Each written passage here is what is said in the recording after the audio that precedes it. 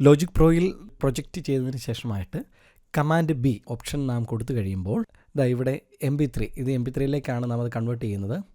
MP3 നാം click ചെയ്ത് അത് ഓക്കെ പ്രസ് ചെയ്ത് കഴിയുമ്പോഴേക്കും ലെഫ്റ്റ് സൈഡിൽ നാം നോക്കുന്ന സമയത്ത് നമുക്ക് ഫേവറേറ്റ്സിലോ നമ്മുടെ ലൊക്കേഷൻസിലോ ഡെസ്ക്ടോപ്പ് നമുക്ക് കാണാൻ പറ്റുന്നില്ല.